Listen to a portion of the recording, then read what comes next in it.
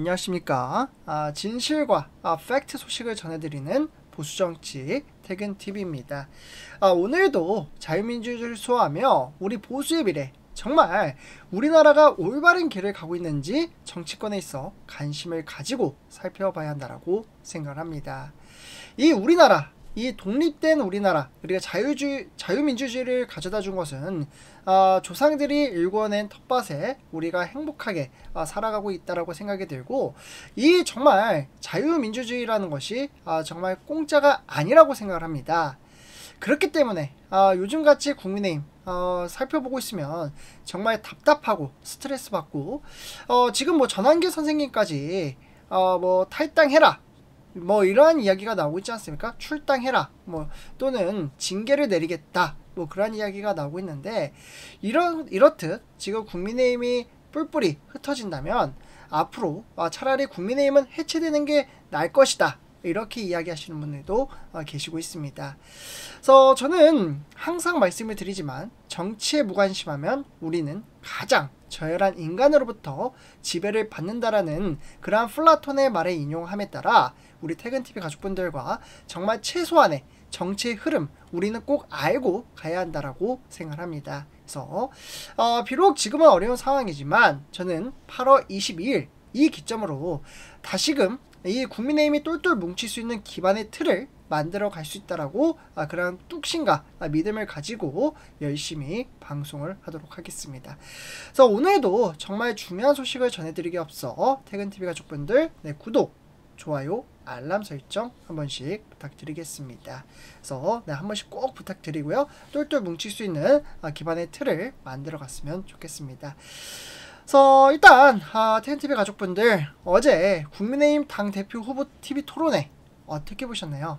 첫 번째 토론회였는데, 저는 솔직히 말씀드릴까요? 이게 정말 국민의힘끼리 4명이 모여서 토론을 하지 않았습니까? 근데 이 토론회가 정말 당 후보들끼리의 토론회인지, 아니면 국민의힘과 그리고 더불어민주당이 맞붙은 토론회인지 헷갈릴 정도였습니다. 특히 제가 뒤에서도 말씀을 드리겠지만, 윤석열 전 대통령에 대한 부분에 대해서 이야기했을 때 정말 깜짝 놀랐습니다. 한쪽에서는 탄핵 반대, 윤석열 전 대통령의 인권 보장을 주장하는 후보들이 있었고, 다른 한쪽에서는 탄핵 찬성을 했죠. 근데 이 찬성에서 나오는 이야기들이 민주당에서나 나올 법한 비판을 쏟아내는 후보들도 있었습니다.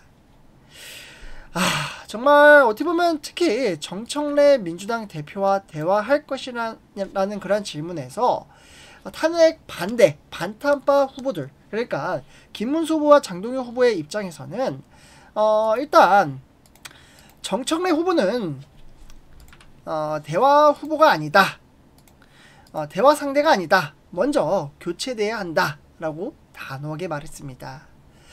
특히나 김문수 후보는 과거 정청래 대표의 과거 행정을 지적했고요.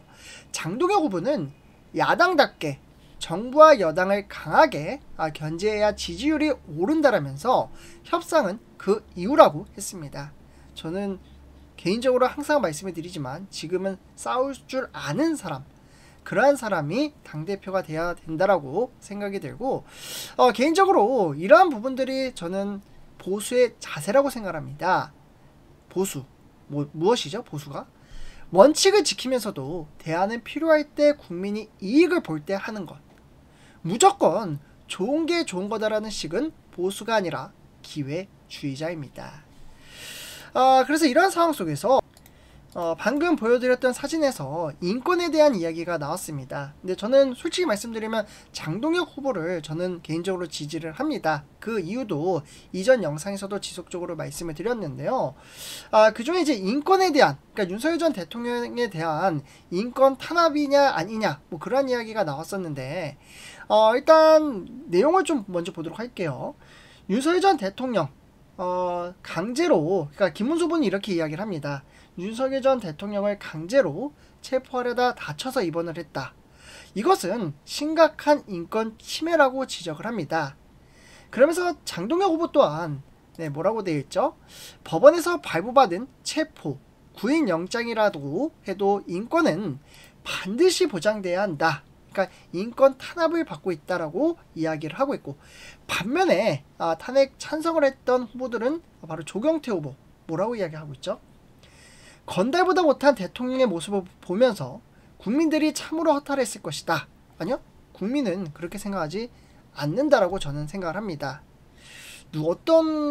당연히 이제 친한계 좋아하시는 분들은 이 말이 맞다라고 이야기할 수도 있습니다만, 저는 그렇게 생각하지 않고요. 이에 더불어 덥다고 에어컨을 달아달라고 했던 분이다.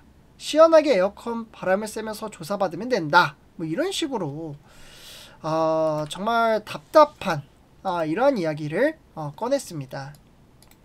저는 사실 말씀드리면 조경태 의원을 보면서 혹시 이런 생각이 문득 들었거든요. 김상욱 의원처럼 다시 민주당에 가려고 하는 것은 아닐까. 그래서 지속적으로 민주당의 같은 그러한 자세로 비판을 하고 있는 것은 아닌가. 그러한 생각을 하고 있고, 여기에 더 가서 한동훈 전 대표도 만약에 정말 이러한 마인드 상식을 가지고 있는 것은 아닐까?